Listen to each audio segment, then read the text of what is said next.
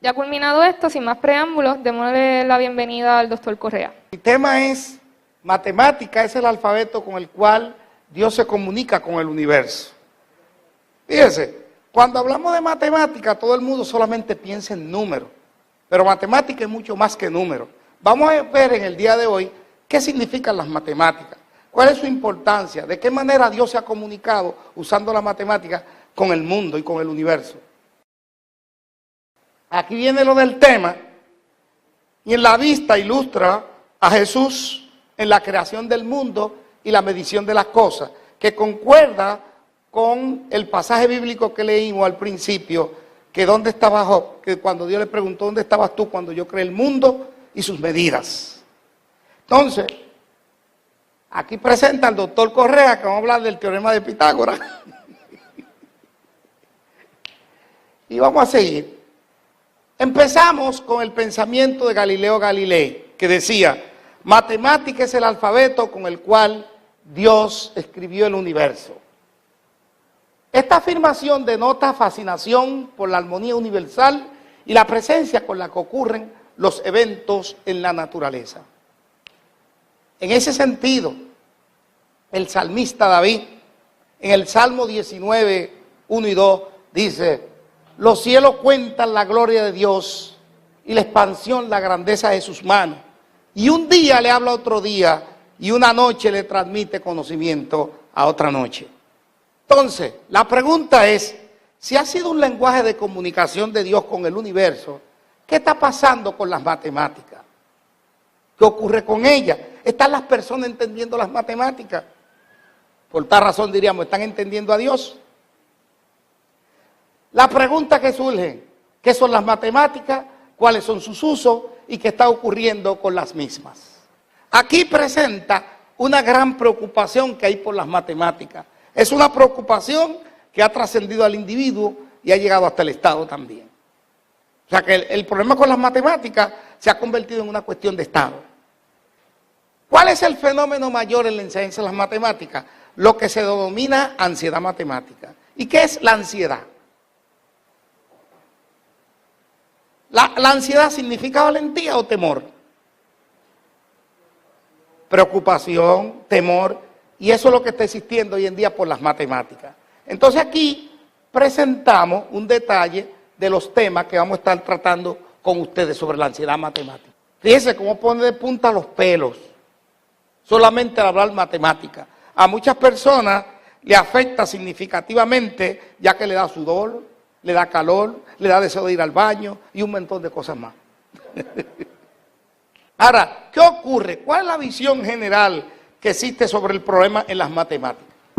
Como resultado de la realidad social contemporánea, el ser humano ha adoptado una actitud pragmática.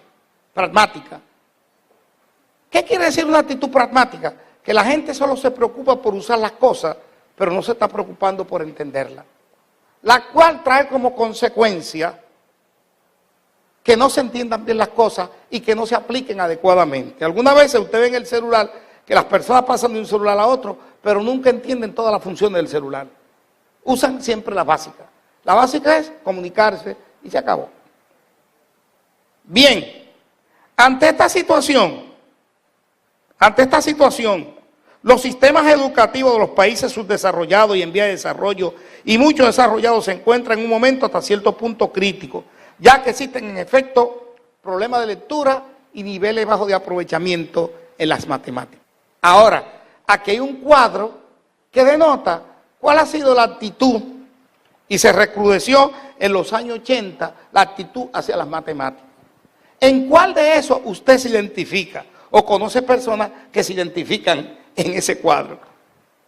Por ejemplo, tenemos ahí la primera expresión. Una de las expresiones es, dice, todos saben lo que tienen que hacer menos yo. ¿Cuántas veces usted ha escuchado eso, que las personas dicen eso? No soy bueno con los números.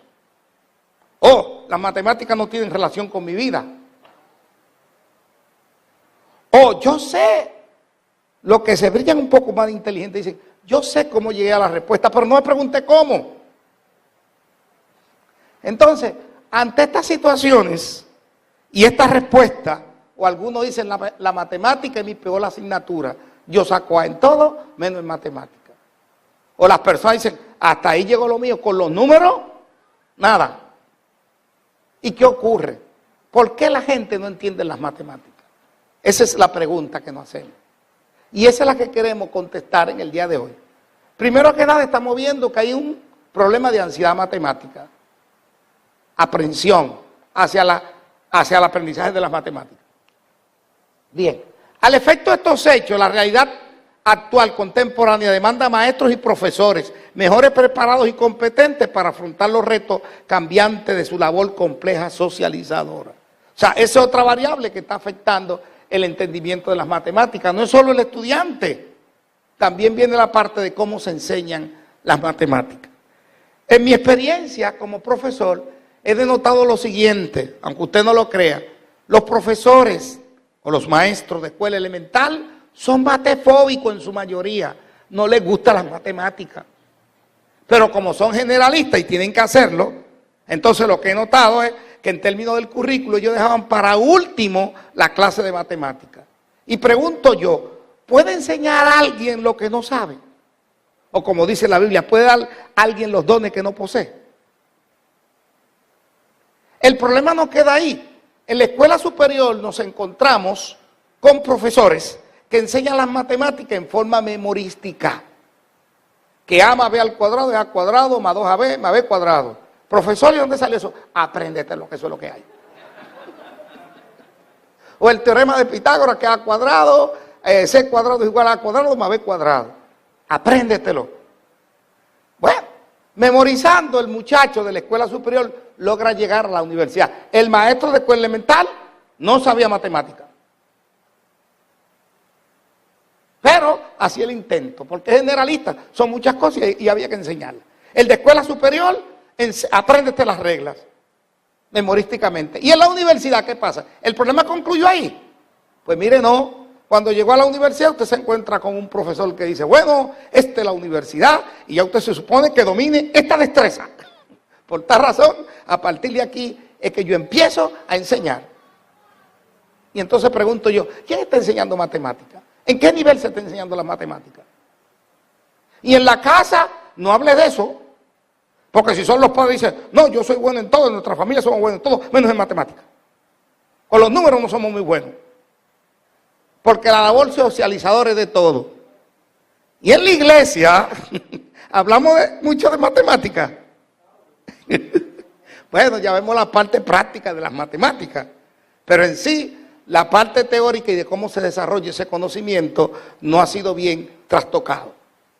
En este sentido, el sistema educativo actual requiere de los servicios de profesionales que conozcan a fondo y utilicen las técnicas y métodos innovadores que propicien el desarrollo pleno de cada estudiante, fundamentado en el desarrollo del carácter y acciones positivas.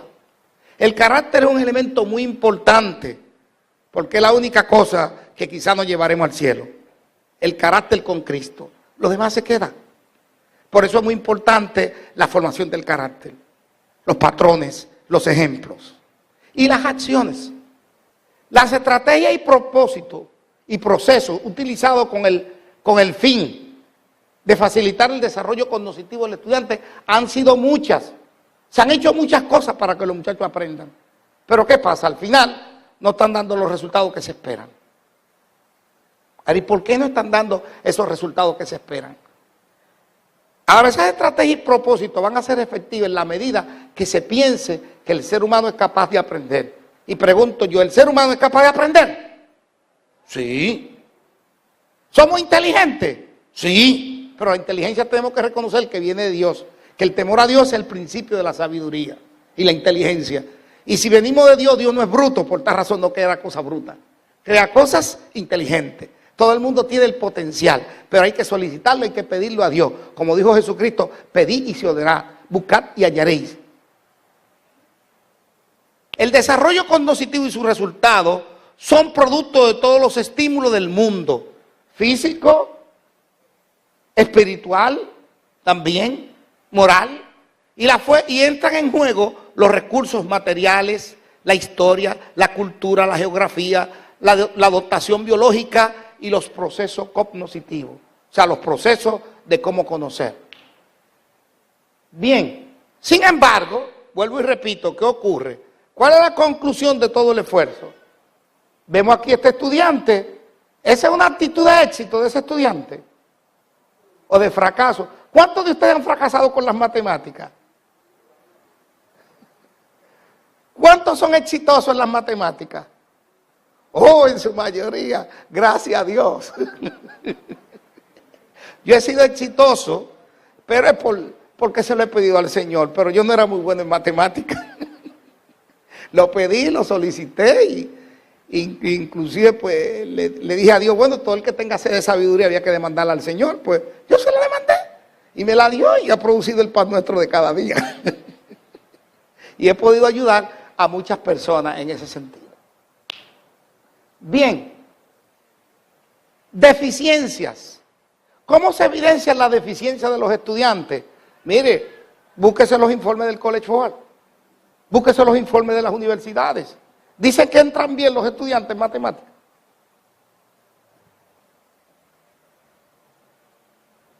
Lo anteriormente expuesto y nuestras experiencias nos conducen a cuestionarnos qué pasa con las matemáticas y qué podemos hacer para mejorar su situación en su contexto de enseñanza y aprendizaje.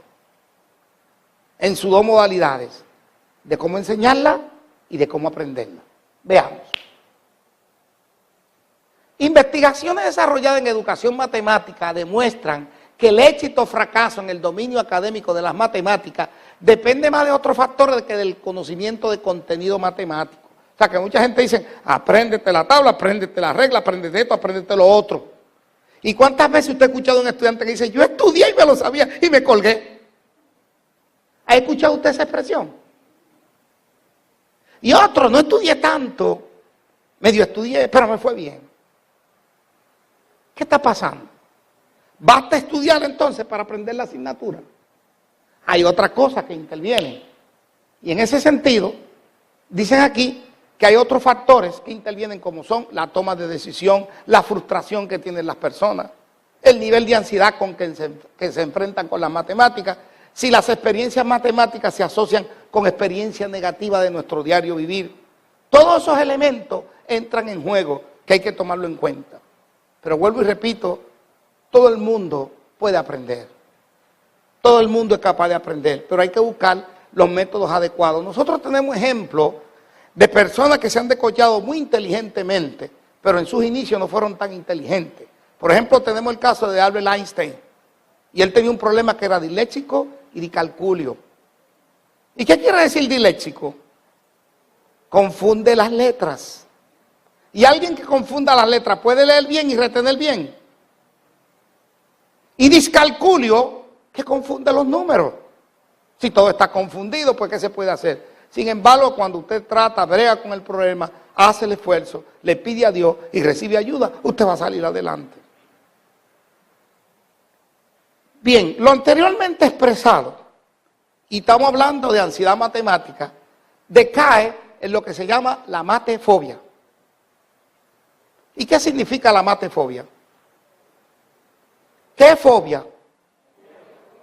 ¿Y qué mate? Matemática. Entonces se combinan los dos términos, matefobia, el temor hacia las matemáticas. Y ese temor inhibe el aprendizaje de la materia o asignatura. Entonces, si usted tiene matefobia, usted puede ser inteligente y no aprender las matemáticas. Ahora, por el otro lado, también está la persona que por guille, como dicen, aprende las matemáticas, como dicen, yo soy feo, pero sé matemáticas. Ya eso me da un valor. Y el ser humano siempre anda buscando valor. Y el otro que dice, bueno, pues yo no me la sé. Y el otro pues que no la puede aprender, y el otro que la aprende porque lo ve como un reto de vida, pero no lo ve como un estado de satisfacción ni de contemplación a las cosas de Dios. En ese sentido, definimos la matefobia de la siguiente manera. La matefobia no solamente afecta al estudiante, sino que también afecta al educador o a los educadores. Por tal razón, afecta a papá, afecta a mamá, afecta al vecino, afecta al maestro y afecta al estudiante. ¿Cómo definimos el término matefobia? el nivel de ansiedad que afecta a los estudiantes y a los educadores, lo cual no permite un nivel óptimo de realización en los procesos de enseñanza y aprendizaje de las matemáticas. Esa es la matefobia, esa ansiedad que produce, ese estado de frustración y al mismo tiempo que nos lleva a la angustia. Pero el Señor quiere que sus hijos vivan angustiados. No, quiere que eliminemos todo tipo de angustia, que los entendamos. Y por eso es la razón de ser de la charla de hoy, de la matemática, el alfabeto con el cual Dios se comunica con el universo. Bien, de igual manera podemos definir a la matefobia como una respuesta emocional, es eminentemente emocional, que se aprende generalmente de las siguientes situaciones. ¿Dónde las personas aprenden a ser matefóbicos? ¿En qué lugares? ¿Nacen las personas con la matefobia? No, la matefobia generalmente es aprendida. ¿Dónde se aprende? Pues mire, se aprende participando en el salón de clase de matemáticas, en la clase de matemáticas, en el revolú que forman los muchachos con el profesor y todo. Eso puede producir ansiedad. Otro elemento que afecta es escuchando a un expositor matemático, alguien que te hable de matemática bien enredado. X más Y doble Z igual a P. ¿Y? Profesores que lo que van es hablar con la pizarra y no atienden al estudiante, no le dedican nada de tiempo. El papá cuando el muchacho viene con la asignatura de matemática, ay, yo no puedo ayudarte ahí. Y más cuando el niño está, ¿y por qué? ¿Y por qué? Que yo no sé, ya. Despáchalo. Vamos a buscar al vecino o vamos a buscar a alguien o a un muchacho del vecindario para que te dé la tutoría. O sea que ya hay una respuesta de rechazo. O sea, si el expositor es malo, no va a aprender la matemática. Si la dinámica que se da en el salón de clase no es buena, tampoco se van a aprender las matemáticas. El cuarto factor, trabajando solución de problemas. ¡Ay! Cuando la regla no encaja para resolver la situación. Eso también produce ansiedad. Cuando no cuadran los números, cuando no cuadran las reglas. Da coraje. Y ese coraje entonces te inhibe el aprendizaje. El cuarto factor, discutiendo y conversando sobre situaciones en matemáticas. Mucha gente se pone a hablar de matemáticas cuando no saben ni lo que es. O utilizan términos, trigonometría, para hablar de la trigonometría. Ya están poniendo un bloque para que no se entienda. Cálculo, eso es extraterrestre. Tacho, no coja clase en la clase de matemáticas, todos esos números me confunden. Derivada parcial, uy, ¿qué es eso? Pero todas esas cosas, todos esos conversatorios llevan a la persona a formar lo que se llama una actitud, y dependiendo de la actitud es que nosotros vamos a enfrentar las cosas. Si tenemos una actitud positiva y acción positiva, eso va a llegar al éxito. Pero si la actitud está negativa, ya te predispusiste a que no. Y por eso también tiene que creer en las matemáticas, porque la misma dice que para todo el que cree, todo es posible para aquel que cree. Ya te lo está diciendo la Biblia. Bien, si estos cuatro factores intervienen en el aprovechamiento y aprendizaje de las matemáticas, primero, la experiencia en el salón de clases, si no son positivas, si los niños pelean y si tienen enemigos, se asocia. La figura del maestro, que todavía no hemos entrado ahí, porque muchas veces el menos simpático en el salón del currículo es el maestro de matemáticas. Que alguna vez anda con unos caracteres. Lo segundo, vuelvo y repito, escuchando a un expositor matemático, cuidado a quien tú escuchas hablar de las matemáticas, porque te puede confundir. Lo tercero, trabajando solución de problemas. No te metas a resolver un problema si tú no tienes la solución, porque aún los gobernantes buscan asesores y no llegan completamente a la solución. Asesores porque no me la sé toda. Y necesitamos hasta asesores en lo espiritual para que nos acerquen a Dios, y este es el trabajo de los hermanos pastores. Asesoran de cómo acercarnos al Señor.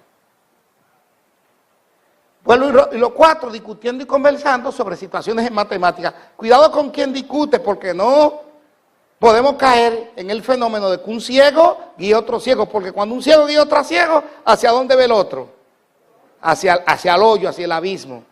Entonces, ¿cómo alguien que no sabe matemática me va a enseñar matemática? Pero saber la matemática no es solo el contenido, sino transmitir también. Porque ese es otro fallo que ha tenido la academia. Ha contratado profesores que conocen la matemática, pero no la saben enseñar. El cursito de pedagogía no te capacita necesariamente, te ayuda, pero no te da la capacidad completa para enseñar las matemáticas. Hay que hacerlo, verlo en el contexto del diario vivir, en las cosas que hacemos cada día, en el afán diario. Que esa experiencia sea una extensión de lo que hacemos y de lo que vivimos. Y en ese sentido hay un pensamiento de un filósofo americano, John Dewey, que decía, no decía en inglés, yo lo voy a decir en español, education is life and preparation for the life. O sea que la educación es vida y preparación para la vida, porque cuando nos educamos, vivimos, pero al mismo tiempo nos estamos preparando para vivir mejor. ¿Quién se educa para vivir peor? ¿Alguien se educa para vivir peor? Nadie. ¿Por qué estudiamos la Biblia? ¿Por qué no educamos en las cosas de Dios? ¿Para vivir peor o mejor? ¿Qué esperamos con eso? Hermano Sebastián, vivir mejor y llegar al cielo. Pero tenemos que educarnos. Y aún en el cielo el Señor lo va a seguir educándonos a nosotros. Bien, la matefobia viene generalmente de experiencias negativas en el trabajo con profesores, tutores, compañeros de clase, parientes o relacionados. Fíjense lo que hace la matefobia. Ata a la persona. Y no puede porque está atado. Usted atado puede maniobrar. Así pasa intelectualmente cuando usted tiene fobia, nivel de ansiedad hacia las matemáticas. Está atado y tiene que buscar la manera de cómo desatarse para poder operar.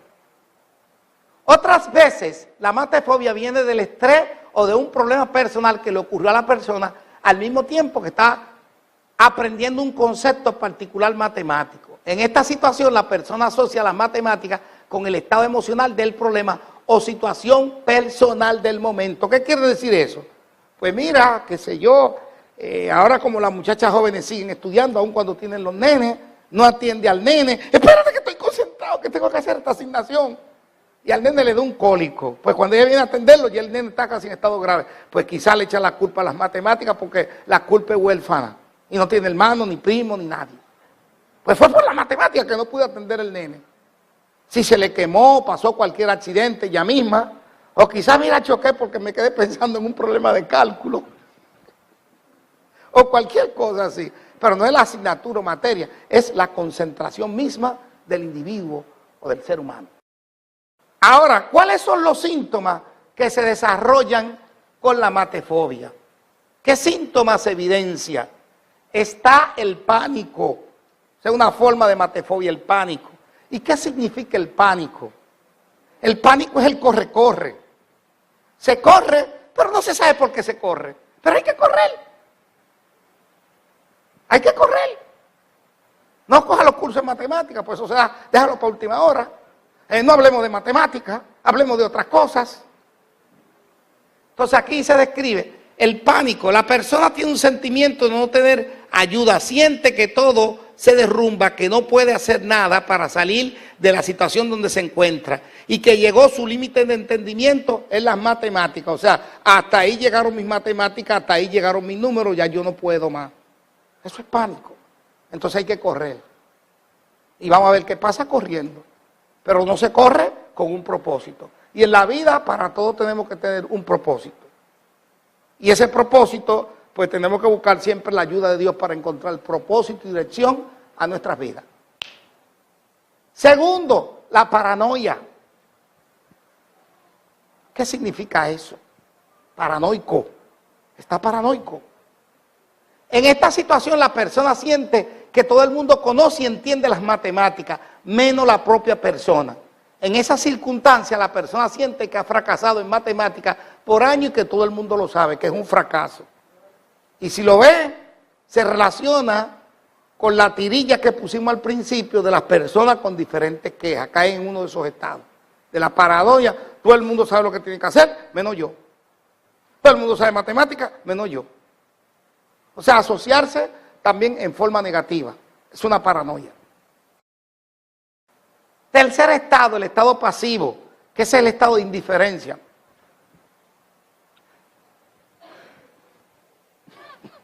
No sé, no me importa, no me interesa. Déjame dormir, déjame comerme el chicle, déjame hablar, déjame entretenerme, hablar por el celular mientras me están dando la clase o lo que sea, mientras me hablen de matemática. Pero eso es un estado pasivo, indiferencia ante el problema. Pero a la medida que le damos la espalda al problema, el problema se acrecenta. El problema crece, crece y crece, y después se torna en un monstruo que acaba con nosotros. Entonces, en esta situación pasivo, la persona tiene una actitud de indiferencia hacia tener o no tener una mentalidad en matemática y que no hay nada que hacer para mejorar en las matemáticas. Simplemente se siente a ver las cosas pasar. Como están estos niños ahí, sentados. Voy, se duermen en el salón, todas esas son manifestaciones. Y cuando venga matemática, está evadiendo. Pero eso va a resolver el problema. Vamos al cuarto estado, que es carecer de valor propio. Es un problema serio, el problema de autoestima. Si hay una autoestima baja, no tiene usted capacidad para aprender las cosas. Pero esa autoestima, tenemos que subirle la autoestima y nuestro valor está en el Señor. Si fundamentamos nuestro valor en el Señor, vamos a poder hacer todas las cosas, porque el ser humano, dijo Protágoras, es la medida de todas las cosas, porque el Señor lo es. Y para el que cree que pasa, todo es posible. Como decía la lección de escuela sabática, por fe, ¿cuántas cosas hicieron en el pasado los cristianos? Pelear los reinos, un pequeño contra un gigante lo vence. Todas cosas son posibles. Porque el filisteo se jactaba, yo te voy a cortar la cabeza y yo lo voy a echar a los paros. Y yo dice, y yo vengo en el nombre del Señor. Y ahí hay un valor y una fortaleza. Y así mismo pasa con las matemáticas. Pídele a Dios y esfuérzate. Que lo va a lograr y va a superar. Y va a entender mejor el universo. Y las cosas que ocurren en él. Casi estamos llegando ahí. Bien, en esta parte, en esta situación, la persona no confía en su intuición y depende mucho de reglas de memoria que aprende de otra persona. Persona que tiene la autoestima baja, por lo regular no tiene la capacidad para aprender él mismo. Tiene que esperar que otro lo aprenda y que otro que él tiene confianza le diga. Y con lo que él le dice, pues por ahí me voy. Y eso pasa muchas veces con los estudiantes. El otro le dijo, mira, no coja clase con ese profesor. ¿Ya? Sin saber cuáles fueron las experiencias personales de quien está recomendando. La pregunta clave, ¿cuál es la función de las matemáticas? ¿Por qué existen las matemáticas? O esta forma del conocimiento que le llaman matemática. Es necesario establecer que la función u objetivo de la educación matemática en cualquier programa educativo es ayudar a desarrollar la capacidad pensante de los individuos a los cuales relaciona. O sea, ayudar a desarrollar el pensamiento. No es número, es pensar. Ahora, cuando hablamos de capacidad pensante, es necesario puntualizar en lo que es la inteligencia emocional y la inteligencia social o neurociencia. Son tres cosas que se parecen pero no son iguales. Y más aún, desembocando en lo que se llama la sabiduría. Sabiduría inteligente, ¿es lo mismo? No. ¿Cuál es la diferencia? Pues mire, aquí tenemos, ¿perdón? Es un don de Dios, también dirigido por Dios y producto de nuestras experiencias, combinado con nuestras experiencias. Fíjense bien, la inteligencia puede definirse como la capacidad de adaptación de los seres vivos. Así lo definió un señor que se llama Piaget, que estudió la inteligencia cognitiva. O sea, capacidad de adaptación de los seres vivos. La manera que una persona aprende rápido, decimos, es inteligente. Pero basta solo con eso para su ejecutoria. Hay personas que aprenden rápido y fracasan rápido. En la juventud ocurre muchas veces ese problema. Los jóvenes, por lo general, son inteligentes, pero carecen de sabiduría. Son inteligentes los jóvenes, aprenden las cosas rapidito, rapidito, rapidito. Ahora, la aplican bien. ¿La aplican bien? Ahí está el problema. Entonces, la inteligencia emocional, esa es la inteligencia de las emociones. Fíjate que te dije al principio que porque me aprendí las reglas no necesariamente significa que la voy a aplicar bien. Pude habérmela aprendido y en el momento de aplicación fracaso. Eso es lo que ocurre cuando el estudiante dice, yo estudié para el examen y fracasé en el examen. Entonces, la inteligencia emocional, vuelvo y repito, la social, que hoy le llaman neurociencia. Lo social tiene que ver cómo interaccionamos con los demás. Bien, la inteligencia, como dijimos, podemos entenderla como la capacidad de adaptación de los seres vivos. Lo segundo, mientras que la inteligencia emocional es la capacidad que tienen los seres humanos para administrar su inteligencia propia y la de los demás en determinadas circunstancias con la finalidad de lograr determinados propósitos. Usted puede ser inteligente, pero no inteligente emocionalmente. Emocionalmente significa saber juntar los recursos para lograr la meta. Y eso lo estudió un señor que se llama Daniel Goleman. Emotional Intelligence, o sea, la inteligencia emocional de las personas. Además, inclusive hoy en día a las empresas le interesa más la persona inteligente emocional que los que son inteligentes. Porque va a saber verbal con el cliente, con las situaciones y una serie de cosas emocionales. Porque ya aprenderse reglas está en la computadora y la calculadora. Es como aplicarle la interacción humana. Y eso se requiere inteligencia emocional. Saber hablar, porque las palabras dulces, como dice la Biblia, ¿qué pasa? Ablandan la ira. Bien, ahora, ¿qué es la inteligencia social? Es aquella que nos permite tomar conciencia de nuestras emociones. ¿Cuáles son mis emociones? La conciencia de nuestras emociones. Si estoy en un nivel que estoy un poquito incómodo, no enfrentar ciertas situaciones. Déjame dejar que me pase esto. Tomar conciencia de nuestras emociones, comprender los sentimientos de los demás. Mira, tengo que tener cuidado cómo hablo, porque si yo le hablo a fulano así, lo voy a ofender. Comprender los sentimientos de los demás, tolerar las presiones y frustraciones, porque todos los días nos frustramos. Hay frustraciones por doquier, pero seguimos adelante. Y como decía Pablo, todo lo puedo en Cristo que me fortalece. Porque la frustración le tocó a todo el mundo. No es exclusivo que nada más soy yo o eres tú. En diferentes niveles cada uno sufrimos nuestras frustraciones. ¿Y qué es una frustración, Miguel? Algo, la actitud de derrota muchas veces ante una situación. Porque no siempre de momento vamos a querer, vamos a lograr lo que queremos. Escuché un pensamiento que decía que cuando le solicitamos las cosas a Dios, Dios tiene 3 respuestas para nosotros. Sí, si te conviene, te la da de una vez. Sí, no, espera. Y después dice, te tengo algo mejor. Esa es la respuesta de Dios cuando solicitamos algo. Si te conviene, te lo va a dar de una vez. Si no, espera. Y si no, después el Señor dice, te tengo algo mejor. Y tú vas a llegar a esa comprensión también. La respuesta de Dios para nuestras solicitudes. Bien. Acentúa nuestra capacidad de operar en equipo, eso es muy importante, y adoptar una actitud empática y social que nos brindará más posibilidad de desarrollo personal. El desarrollo personal tiene que ver con el desarrollo de trabajo en equipo. Es como dicen que el liderazgo es un ejercicio de soledad para ser compartido. Los líderes practican la soledad, pero al mismo tiempo después comparten con los demás. Y ahí necesitamos las 3 inteligencias que se junten. La inteligencia emocional y la inteligencia social. Porque si no la tenemos las 3, nuestras inteligencias están cojas. Es un trípode. Si falta uno, no se afianza bien. Bien, propósito y definición de las matemáticas.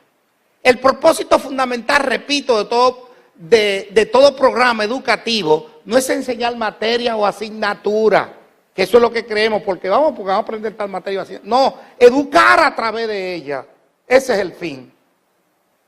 Y la educación desde el punto de vista cristiano es la eterna adaptación del ser humano a las cosas de Dios. Eso es educarnos.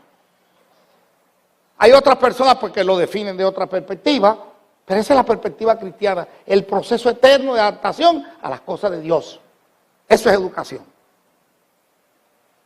Bien, repito, el propósito fundamental de todo programa educativo no es enseñar materia o asignatura, sino más bien educar al estudiante a través de estas. En ese sentido, el objetivo esencial de las matemáticas en todo programa educativo es ayudar a desarrollar la capacidad pensante del estudiante, que el estudiante piense, que aprenda a pensar. Porque antes queríamos que eran los números, que sea rápido, 2 por 3 más 4 son tanto. Están las calculadoras ahí, están las computadoras, están los robots, pero siempre hace falta el ser humano, porque es el que va a detectar cuál es el propósito y hacia dónde va a ser. Los otros son medios, porque esencialmente la vida se compone de dos cosas, de fines y de medios. Los fines a donde queremos llegar y los medios qué cosas vamos a utilizar para llegar a donde queremos llegar.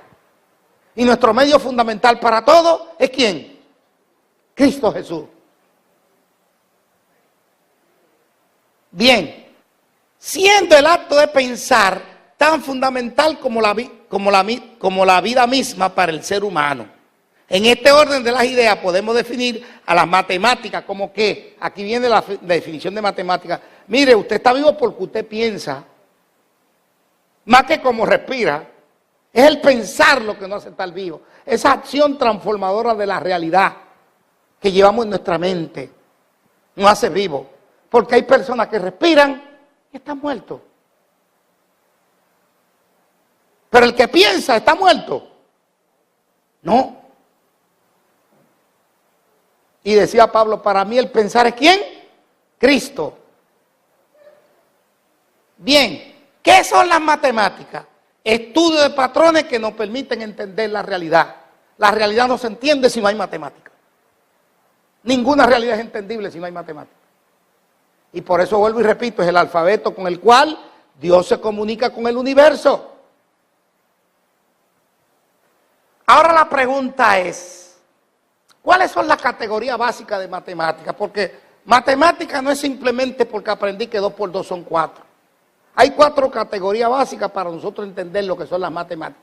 Primero viene la aritmética, por eso en los niveles elemental nos enseñan aritmética, que es el estudio de los números. Luego ya entramos el álgebra, que es cuando bregamos letras y números, y ahí empiezan las cosas a complicarse. Y las reglas que tenemos en aritmética se amplían en el álgebra. Pero más aún tenemos la geometría, que es estudio de la forma, de las figuras. Y la relación de la figura con la medida. Y cuarto aspecto bien importante es la pertinencia. La pertinencia es el estudio de cómo podemos resolver situaciones poniendo en práctica las reglas. O sea, vuelvo y repito, las 4 estructuras básicas de cómo aprender, las categorías básicas para aprender matemáticas son 4. Primero aritmética. Decía Gauss que la aritmética es la reina de las matemáticas y la matemática es la reina de la ciencia. Nadie entiende ciencia si no entiende matemática y nadie entiende matemática si no entiende aritmética. Pero las cosas no quedan ahí. Va subiendo el nivel. Después viene lo del álgebra, viene la geometría y de ahí se forma, como estoy hablando ahorita con el agrimensor, la trigonometría. La trigonometría. Es una mezcla de números, de letras y de figuras. Pero si lo básico está cubierto, no va a haber problema. Y el otro, lo muy importante, nosotros aprendemos cosas, no es por aprenderlas, porque el fin es ponerla en práctica al final, para resolver situaciones. Si usted aprende algo y no puede resolver situaciones, con ese algo aprendió algo. Aprendió algo. ¿Por qué aprendemos de Cristo? ¿Por qué aprendemos de Dios? Porque vamos a resolver nuestro problema con Cristo y con Dios. Y el mismo Señor lo dice, entonces probadme en esto cuando tú crees en mí. Pruébame. El mismo Señor te hace el desafío. Pruébame si tú crees en mí. Y Cristo te dijo, pedid y se os dará. Pide que hay. Ahora bien, aquí hay un pensamiento. Haz de tu vida una matemática. ¿Cómo hacemos de nuestras vidas una matemática?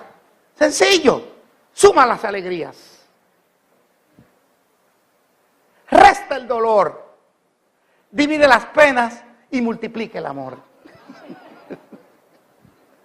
Bien, es importante la observación de patrones para la construcción de definiciones, reglas y propiedades que nos permitan la construcción de estructuras o cobijas operacionales. Mire, ¿qué quiere decir esto?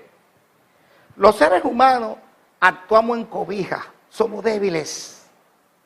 Necesitamos cobija o le llaman estructura para todo. Sin esta estructura del cuerpo, ¿podría yo vivir en esta vida? No. Por eso aprendemos a cuidar el cuerpo. Entonces necesitamos también estructuras espirituales. Necesitamos estructuras materiales. ¿Por qué nos enamoramos y queremos formar una familia? Porque esa es una cobija emocional para nosotros. ¿Por qué queremos los hijos? ¿Por qué queremos al prójimo, al hermano? ¿Y por qué estamos aquí en la iglesia buscando la unidad? Son cobijas. Ahora, esas cobijas no se construyen solas, obedecen a reglas o patrones. Y ahí ya estamos entrando en la manera como Dios va hablando para construir la felicidad del ser humano, porque desde el principio le dio libre albedrío, pero sí, nunca ha dejado de darle las reglas para que sea feliz. Entonces, en ese sentido, las matemáticas, a partir de los axiomas, ¿qué son los axiomas en matemática? Los axiomas son las reglas que asumimos. Por eso es que la gente, cuando el niño le pregunta mucho al papá, ¿y por qué? ¿Y por qué? Llega un momento en que el papá así como dice, ¿por qué es así? Porque perdió ya la explicación, llegó al nivel, tocó piso en su entendimiento. Y como tocó piso, alguna vez el papá se incomoda. Pero no es porque se incomode, es una forma de huir de la situación. Y salir corriendo. Pero en realidad, todo el conocimiento humano es axiomático. Y cuando hablamos de axiomas, estaba hablando de elementos de fe. Porque los axiomas no lo ha probado nadie. Pero sí lo asuma que funcionan y que trabajan. Y así que son los matemáticos. Y quizás cuando usted tomaba en matemáticas conmutativo, distributivo, asociativo. ¿Y para qué eso sirve? Eso es lo que le va a permitir a usted formar una regla o estructura para poder después operar en las matemáticas. Sin ella no opera. Ahora los números son un medio donde entonces usted verifica las reglas o propiedades. En ese sentido, la matemática a partir de los axiomas o propiedades con conjuntos no vacíos y con operaciones definidas, construimos las estructuras, que ya eso en álgebra abstracta, en álgebra avanzada, de semigrupo, de grupo, anillo, espacio vectoriales, cuerpo. Eso es lo que hacen en el nivel más avanzado. Pero se empezó con las propiedades de suma, de resta, de multiplicación, de división. Y propiedades que van, y en esas propiedades vamos construyendo poquito a poco. ¿Cómo empieza la relación amorosa entre dos personas? Hola, ¿cómo estás? ¿Qué bien te ves? Y por esa regla sencilla de afecto, ¿qué pasa? Trascienden una relación que se forma un hogar, que es una estructura también. Una cobija emocional para poder actuar. Y en todo lo que hacemos necesitamos cobija. Hasta para ir para el cielo necesitamos una cobija. Pero ¿cuál es nuestra cobija para ir al cielo? Jesucristo. Y en eso tenemos que estar claros. No nos podemos perder en eso. Somos débiles los seres humanos y necesitamos cobija en todo. Aún en la ciencia se construyen cobijas. Y aún tú sabes dentro de la química, Miguel, que se construyen estructuras también. Las moléculas y como los compuestos, que también son estructuras.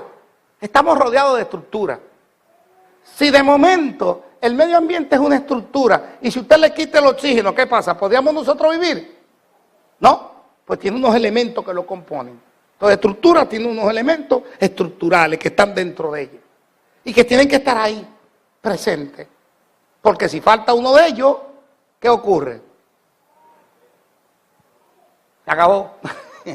Entonces, pero también el entendimiento matemático requiere de la disciplina, el compromiso y el gusto o placer por las matemáticas. O sea que no basta solo que están ahí las reglas, también tienen que gustarte, desarrollar gusto, placer. Está bien, la persona es linda, preciosa y hermosa, pero no satisface mi alma. ¿Me voy a enamorar? No. O sea que la figura no es suficiente. Después entran los valores y entran una serie de cosas. ¿Cuáles son los aspectos métricos de las matemáticas? Todo el mundo cree que 4, que 5, que 6. Y algunos definen que la matemática o ciencia exacta. Y eso es falso. Las matemáticas no son exactas, son aproximadas.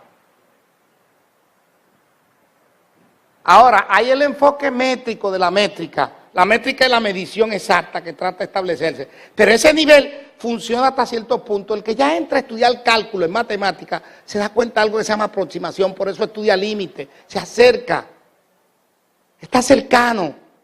Y la realidad que vivimos no es exacta, es aproximada. Las cosas se aproximan. Y por eso algunas veces podemos llegar a expresar cosas con la boquita de comer y no necesariamente en nuestros actos eso se refleja. Ahora lo que buscamos es que estén juntos lo que hablamos y lo que hacemos. Pero aún en lo que hablamos y lo que hacemos hay diferencia. Pero lo importante es que como cristianos tratamos de que estén cerca, que no se alejen.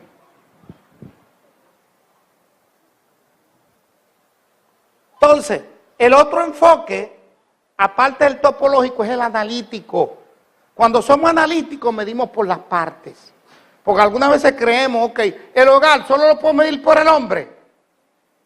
¿Qué hace falta medir en el hogar? La esposa, la mujer y los hijos, ¿sí o no? Entonces las partes, pues podemos explicar lo que es el hogar. Igual que en la iglesia, está el pastor, están los jóvenes, está la congregación. Y eso es lo que llama ser analítico, verlo por parte. O cuando yo estaba en escuela básica que decían, el cuerpo se divide en 3 áreas, tronco, cabeza y extremidades. Pero siempre tratamos de analizar. Pero el análisis es una medición. La topología es otro tipo de medición, que es con la cercanía. Y la métrica es otro tipo de medición que trata de establecer exactitud.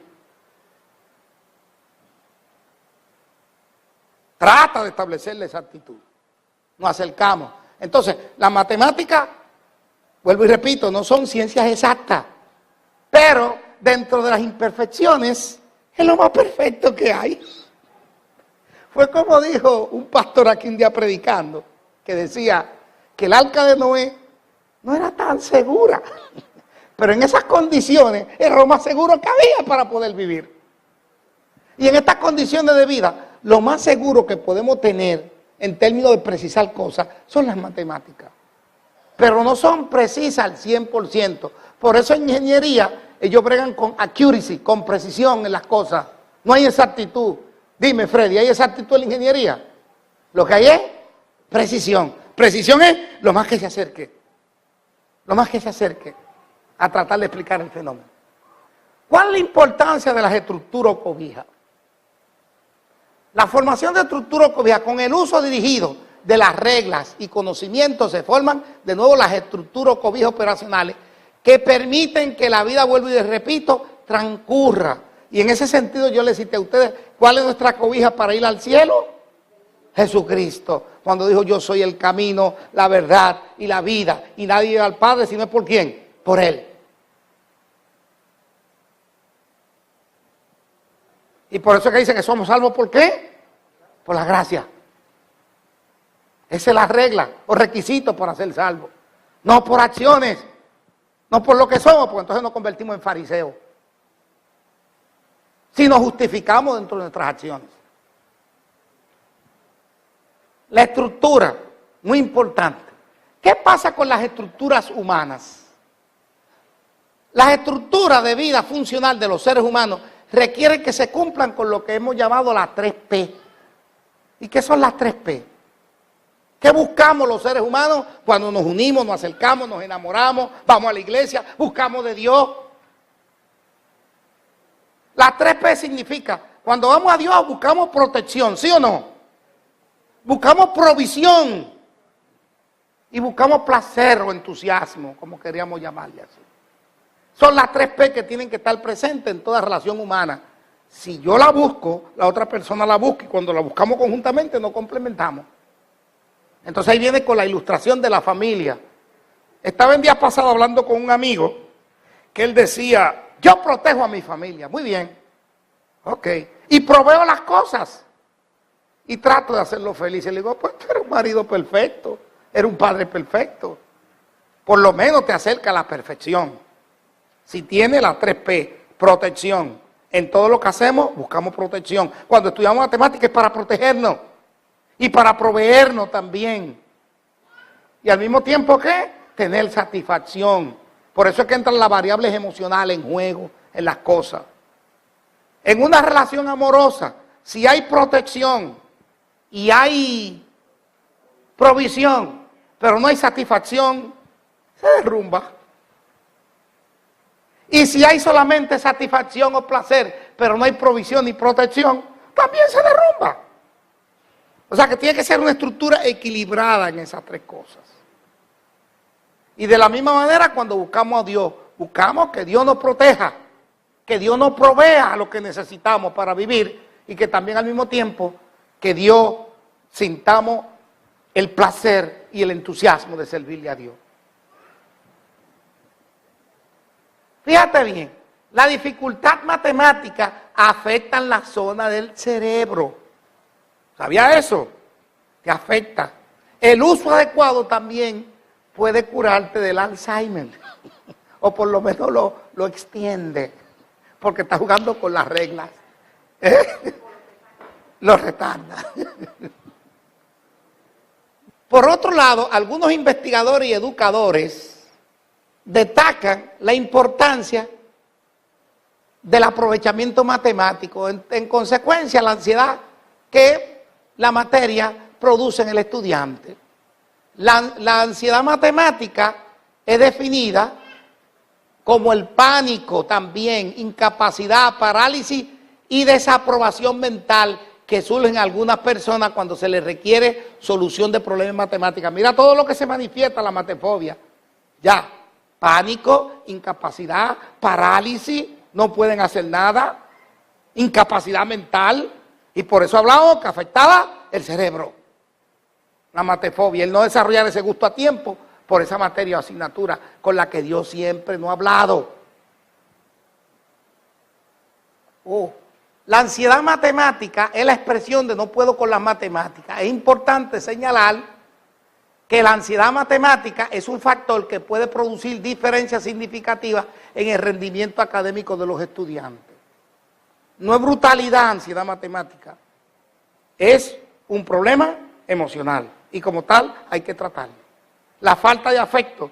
Y aquí vamos a entrar a la variable, como los profesores también que no dan afecto, afectan significativamente a sus estudiantes en el aprovechamiento de las matemáticas. Diferentes investigaciones han demostrado que es inevitable asociar el fenómeno de la percepción que tiene el estudiante de su relación con el maestro. Si el estudiante se lleva mal con su maestro, no espere un aprovechamiento. Si se lleva mal con sus padres en el momento de hacer las asignaturas, no espere un aprovechamiento.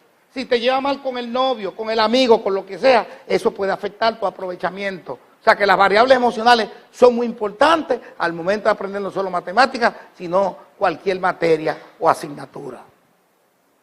Entonces, en ese sentido, hay que tener cuidado cuando aparecen los maestros mandones. Y a esto, y a aquello, y lee esto, y el otro. Y como ustedes se supone que lo sepan ya, la función mía solamente decirles es hasta aquí. O como actúan en forma académica, este es el prontuario y hasta aquí ustedes tenían que saberlo. No lo saben, seguimos adelante. Hay que tratar de dar apoyo en la medida de lo posible, tanto el papá como los maestros en extensión, aunque el maestro se ve más en su fase técnica. Yo soy matemático y yo no cuido bebé, dicen algunos. Pero hay que algunas veces tratarlo como bebé porque el ser humano nunca madura por completo en sus etapas. El otro tipo de maestro, el que le da la espalda al estudiante. ¿Cuánto van y hablan con la pizarra? ¿Quién han sufrido esa experiencia en los salones de clase? De profesores que solo hablan con su pizarra. Y si él habla con la pizarra es que lo entiende, no el estudiante. Entonces hay que hablar de frente con la gente. Hay que darle calor a través del conocimiento. En ese sentido, a tales efectos, en dichas investigaciones se ha evidenciado que el cambio sistemático en los valores, que hay cambios sistemáticos en los valores de aprovechamiento de los estudiantes cuando reciben apoyo de sus maestros. Otra posición de no darle apoyo al estudiante, la espalda, y a razonar con la pizarra. Pero la Biblia siempre ha sido sabia y nos da un consejo. Instruye al niño en su carrera y aun cuando fuere viejo, ¿qué? No se apartará de ella. O sea que aparte de la variable profesional como profesor en el salón de clases, necesitamos variables emocionales. Y algunas veces, aunque a la gente no le guste, hay que tratarlo como niño para que puedan hacer el trabajo. Como niño en un sentido de respeto, con el cuidado y atención. Por eso aquí ponemos unas manos con los pies de un niño, guiándolo. Tanto los padres como los profesores, algunas veces los tenemos que hacer así.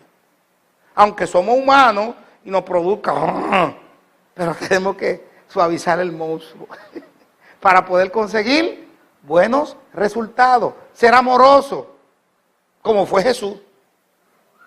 Y por eso es el modelo de maestro. Entonces dice aquí, los maestros que brindaron mayor apoyo y más calor humano, lograron una actitud más positiva hacia las matemáticas, por lo que los estudiantes mostraron mejor aprovechamiento académico en la asignatura. Oye bien, esa variable emocional, esa variable alguna vez de poner la mano, echa para adelante que tú estás bien, Dios te bendice y está contigo, pídele a Dios. Eso puede afectar el aprovechamiento, significativamente, cosas tan sencillas. Una vez Harvard hizo una reforma educativa, ¿y tú sabes cuál fue el lema? I care you, más nada, tú me importas. ¿Qué tú me importa? Lo mismo pasa en la iglesia cuando el hermano se preocupa por el otro hermano. ¿Qué pasa? La iglesia crece. Pero cuando nos preocupamos, ¿qué ocurre? Y lo mismo pasa en una relación de pareja. Si tu cónyuge no se preocupa por ti o tu pareja no se preocupa por ti, ¿va a ser buena la relación? Esa es una variable que hay que tomar en cuenta. Estrategia para el aprendizaje de las matemáticas. ¿Cómo es que vamos a aprender las matemáticas? Porque estamos hablando del problema, pero ¿dónde está la solución? Pues mire, aquí hay un paradigma. Paradigma es una manera de cómo se recomienda que usted lo haga. Para el que es cristiano, porque hay algunos que arrancan en la exploración. Pero para el que es cristiano, primero, meditación con Dios. Pídale a Dios. Solicite el entendimiento a Dios. Luego, lo segundo, explore el concepto que usted va a estudiar. Si va a estudiar la suma, explore las experiencias positivas con la suma. Sumar, ¿qué significa sumar? Añadir, aumentar cosas.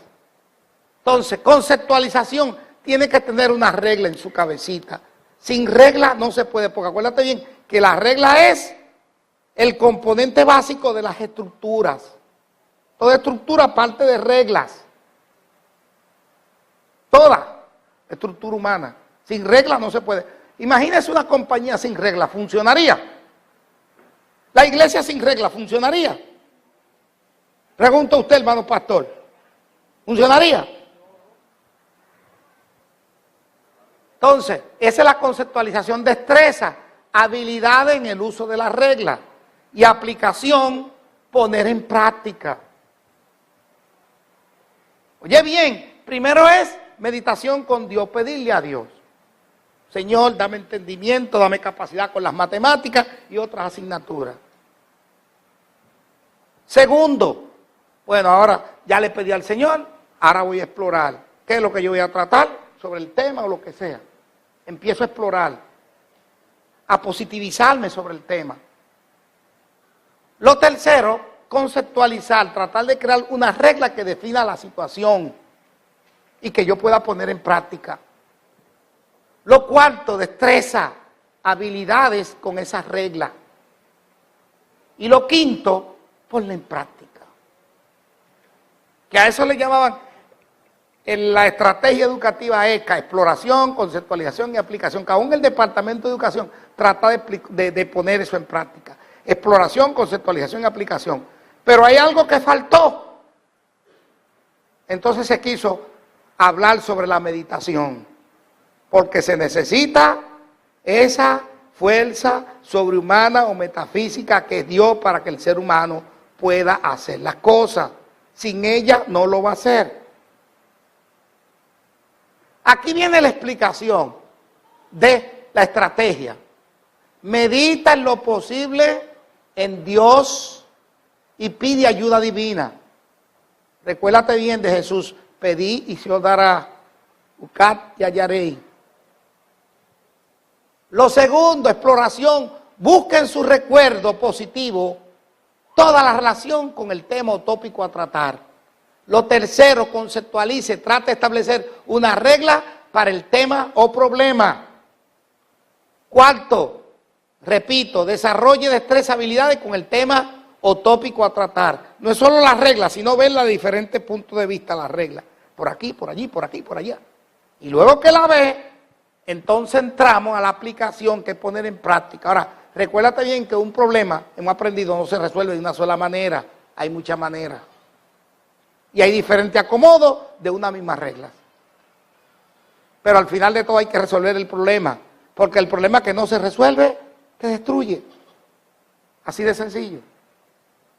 Ahora, sugerencias para sobrepasar la matefobia.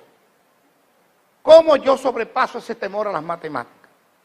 Recuérdate que lo que yo estoy son sugerencias. El resultado va a estar en la manera de cómo tú lo pongas en práctica. Y nunca te olvides siempre, pídele a Dios y después arranca en fa, hacer lo que tengas que hacer. Pídele a Dios, porque toda la victoria del ejército de Israel, ¿qué pasaba? Primero lo pedían a quién, hermano pastor. ¿A quién le pedían primero la victoria los israelitas antes de pelear? A Dios. Y Dios en muchos de los casos se la concedía. Entonces, recuerde que usted no está solo con el problema de la matefobia. Muchas personas no les gustan las matemáticas y sienten ansiedad por las matemáticas. O sea, que no se cree que usted es el único matefóbico. Hay un montón. Aún el que está sacando A en un curso es matefóbico muchas veces. No le gusta la matemática, pero por cuestión de estatus tengo que sacar A. Lo segundo, admitir y reconocer que tiene matefobia para corregir la situación. El problema hay que saberlo reconocer. ¿Tengo ansiedad matemática? Pues mira, sí la tengo. Entonces después, lo tercero, concientícese dónde se originó el problema con las matemáticas, dónde tuvo su origen ese problema. Si fue en la sumita, en la resta, en la multiplicación o en las fracciones, en algo me tranqué. O en álgebra, porque hay gente que en la escuela básica hasta tercer grado, muy bien, de que entraron a cuarto grado, empezó el problema, porque quizás de primero a tercero, muchas veces hay un solo profesor. Pero cuando entra allí el cambio de profesor, se fastidió la materia o asignatura. O cuando se asocian con cosas negativas. Pero hay que pensar y buscar en el baúl de los recuerdos dónde está el problema, para poderlo corregir. Cuarto, reconozca sus dificultades personales. Hable, corría realizando conversaciones positivas en relación a sus dificultades. Converse sobre sus dificultades. Mire, solo no se la trague. Converse con Dios. Converse con el amigo. Y en la medida de lo posible, con el pastor también. Con el hermano. Con el cónyuge, con la pareja. Reconozca sus dificultades personales. Hablar y corregir, vuelvo y repito, el problema. Quinto, trata de evitar a profesores, tutores, amigos y familiares que no le den apoyo o soporte. No busque gente que vengan a los negativos. Trata de buscar cosas positivas. Positivícese. Confíe en sus instintos y no desmaye en el proceso de seguir buscando la solución. Séptimo, pregunte, cuestione, busque ayuda. Solicítela. A muchas personas, a pesar de todo, les gusta ayudar. Busque a quienes les gusta ayudar y busque ayuda. En un momento dado yo la busqué, la encontré. Pero la primera ayuda, mira. Después vienen las demás. Ese apoyo o soporte. En la medida que pueda, pero fíjate bien, no en todo el mundo busque ayuda. Porque puede suceder que buscando ayuda, ¿qué consigue? La derrota. Entonces primero mira el recurso que tú vayas a buscar o solicitar. Evalúa tus recursos. Conozca lo básico. Muchas de las destrezas en matemáticas requieren de destreza previa. Si ha olvidado destrezas básicas, repase las reglitas básicas. Repase lo básico. Quizás hasta en las relaciones personales, algunas veces viene un divorcio porque la pareja olvidó cosas básicas de comportamiento. La enemistad entre amigos viene por cosas básicas. Porque siempre me saludaba y hoy no me saludo, y por ahí empezó la cosa. Y así mismo son las matemáticas. Busque los básicos de la regla.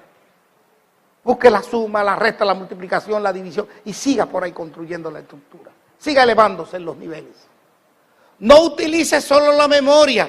Trate de entender. Si está ansioso, organice su memoria. Ansioso, no haga ningún negocio. Ni estudie ansioso. Trate primero de calmarse. Estar relax. No deje la matemática para el último momento. Es mejor realizar actividades matemáticas diariamente. O sea, todos los días, poquito a poco. ¿Sabe una manera de cómo muchas veces inmunizan a la persona contra un veneno? Depositando el veneno en pequeña cantidad en el cuerpo. No es que estoy diciendo que las matemáticas son veneno, pero poco a poco aumenta la resistencia y cuando usted viene a ver, se rebustece. 11. Decida qué tipo de ambiente va a tener para estudiar matemática. No lo coja a la hora de cocinar, o a la hora de lavar, a la hora de una tarea afanosa, sino en un momento de tranquilidad y de paz. Porque no se va a poder concentrar. O si está discutiendo con algo y se está incómodo con alguien, y dice, yo me voy para buen sitio y me voy a estudiar matemática. No lo va a entender. Primero relax. Calmado. 12. Tome momentos de descanso, no trabaje corridito. Tome pequeño descanso. Se recomienda cada 50 minutos. Que tome un pequeño descanso. Un pequeño descanso y vuelvo. Un pequeño descanso y vuelvo. 13. Busque ayuda del maestro, tutor, amigo o algún familiar relacionado. No se ponga presión excesiva. Sienta el valor a realizar sus tareas en matemática. La matefobia no se cura en un día, es un proceso lento. O sea, no se vaya a creer que fue un día y ya se acabó. Algunas veces hay que romper con los panitas para romper con la matefobia, porque puede venir de la presión de grupo, ser matefóbico también. Se aprende del grupo. Pero es un proceso lento. Es una terapia que usted te va a ir dando y buscando la ayuda, hasta que eventualmente va a salir. Y verá que después usted puede dominarla, porque la matemática no es para el marciano. Es para nosotros los seres humanos, para comunicarnos con Dios al final de todo. Y acuérdate, no hay nada imposible para Dios. Todo es posible. Y del que es bruto puede salir una eminencia de inteligencia. Antes de entrar al Génesis, hay unas estructuras. Queremos la estructura de ir a las cosas de Dios. Ya entendemos lo que es una estructura. ¿Qué es una estructura? ¿Qué es eso? Una cobija. Y esa cobija es con reglas que se construye. Entonces, a través de la historia, el Señor ha dado reglas para que el hombre llegue a la felicidad. Lo malo está en su cumplimiento. Ahora, ¿cuál es la estructura que nos puede acercar a Dios? ¿Cuáles son, como matemática, los postulados básicos que podemos ir al Señor? Hay 4 cosas básicas para entender lo que se llama la metafísica de Dios. ¿Cuáles son esas 4 cosas? 4 cosas fundamentales. En lo que van pensando sobre eso, fíjate bien, cuando leemos la Biblia en el libro de Génesis, se describe la creación del universo. Podemos interpretarla como un acto matemático de Dios Todopoderoso. O sea, la creación del universo fue un acto matemático de Dios. Pero debemos reflexionar sobre nuestra manera axiomática de ver las cosas de Dios. Vamos a ver la creación. ¿En cuántos días hizo el Señor los cielos y la tierra? Los días del Señor son los días nuestros. Son los días nuestros. ¿Cómo? en la creación. Pero lo que yo digo es una comparación, es una base de cómo vemos las cosas. Que aquí es que viene, ¿cómo podemos entender entonces la matemática divina, la matemática de Dios? Porque hay figuras que representan para poderlo entender. Y aquí es que viene la interpretación de las profecías muchas veces. Esa figura, un día profético, ¿qué significa?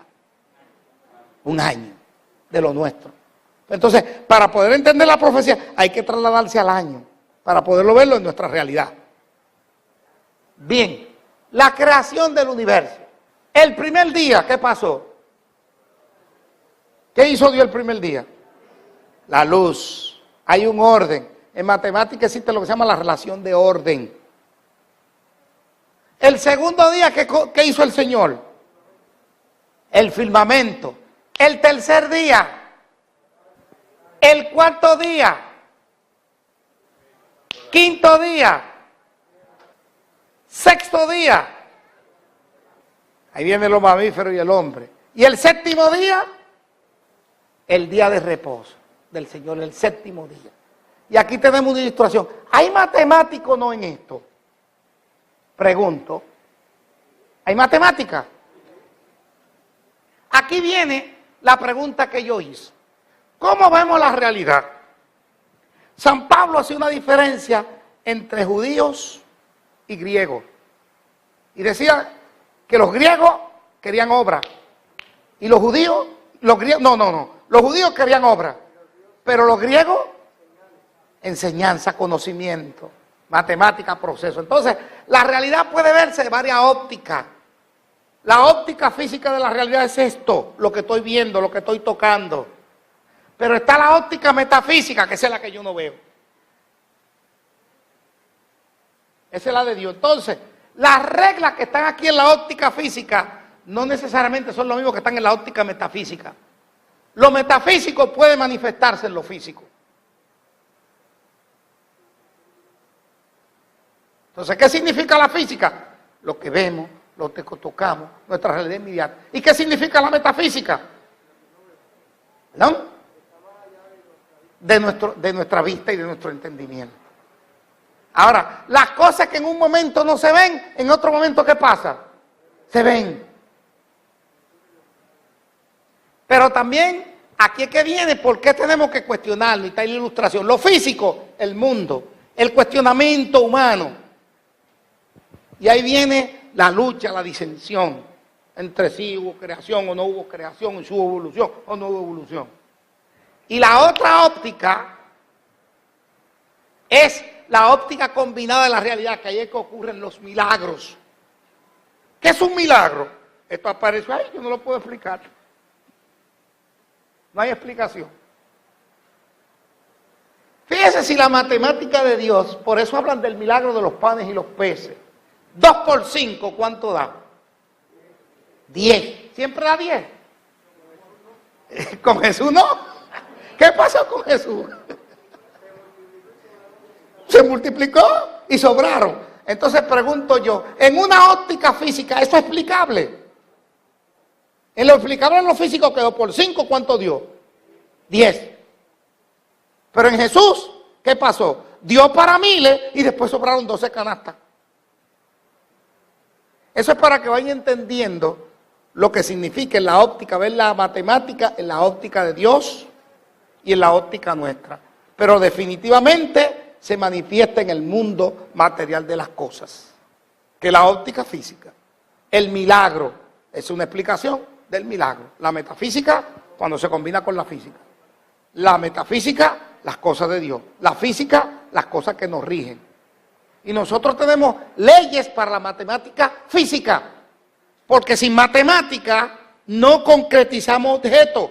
Esto se construyó por una matemática de objetos, de elementos.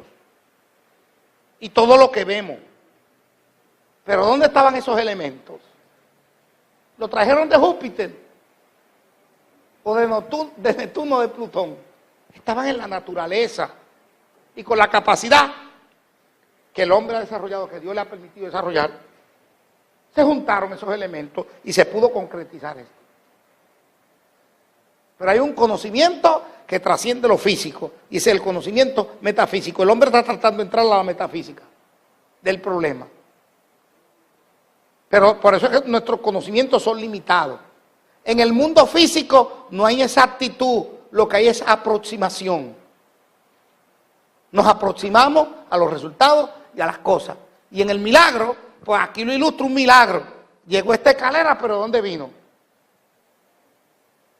Gente prácticamente analfabeta y han desarrollado un tanto conocimiento tan rápido. Porque mira, de lo menos intelectuales fue que Jesús escogió. Y sin embargo demostraron al final una sapiencia más que muchos intelectuales de su época. Aprendieron de Jesús. Cómo Dios habló. A Adán le comunicó tareas. A Noé, la construcción del arca. A Moisés, ¿qué pasó? ¿Cómo iba a salir el pueblo? ¿Y qué más? El santuario. Y esa separación de las aguas, físicamente era explicable. Y Jesús dijo, si vuestra fe fuese de un tamaño de un granito de mostaza, podría decirle, este monte, pásate de un lugar a otro, ¿y qué va a pasar? ¿Qué pasaría? Si la fe de los discípulos, cuando Jesús le dijo fuera del tamaño de un granito de mostaza, ¿qué ocurriría, hermano pastor? Que podía decirle que a un monte, pásate de qué, de un lado a otro. Entonces, aquí es que viene la pregunta. ¿Cuáles son los elementos básicos que yo necesito para entrar a la metafísica de Dios desde mi física humana? Necesitamos 4 cosas, que son la fe, la esperanza, la caridad y el amor. Con esos 4 ingredientes es que nos acercamos a Dios y podemos entender la grandeza de Dios. Fe, ¿cuál es el otro? Esperanza, caridad y amor. La fe, ¿cómo define la palabra de Dios lo que es fe? Las cosas que se esperan, pero que no se ven. ¿Pero qué es la esperanza entonces? Lo que yo espero en forma concreta. Pero cuando hay fe y hay esperanza, va a haber obediencia. Entonces, podemos tener caridad y no necesariamente tener amor. ¿Qué significa la caridad? Porque yo sea caritativo, ¿soy amoroso? No necesariamente. Porque dice el mismo apóstol que podría darle hasta mi cuerpo por lo demás, pero si no hay amor, ¿de qué sirvió? ¿Y qué es el amor? ¿Qué es el amor? Tenemos que entender esos 4 postulados básicos para entrar a la metafísica del Señor. Ahora, si quieres encontrarte con el Señor, de nuevo, ¿cuáles son los 3 postulados básicos? Aquí eran los 4 para entrar al plano de Dios, pero para el reencuentro. En Apocalipsis 14:12, ¿qué dice? ¿Qué dice? ¿Qué dice Apocalipsis 14:12? Aquí está ¿qué? La paciencia de los santos, ¿qué más? Que guardan los mandamientos de Dios, ¿y qué más? Y tienen la fe de Jesús. Ahí tienen los 3 postulados básicos para poder entender la cobija, el encuentro con el Señor. Bien, estamos comparándolo en términos matemáticos, como estamos viendo cómo las matemáticas se ajustan dentro de las cosas que la Biblia establece, que no están alejadas. Dejando siempre, en esa manifestación que el Señor ha hecho, dejó siempre a través de su infinito amor reglas de misericordia para que el ser humano viva en estructura de paz, armonía y felicidad. Porque por falta de ley en un momento dado, dijo el propio Moisés, el pueblo que perece, que hacían falta los mandamientos. O sea, una medida de la conducta. ¿Qué cosa tú tienes que observar? Porque no puedes vivir a la suertecita. Suelto, no, como gavete.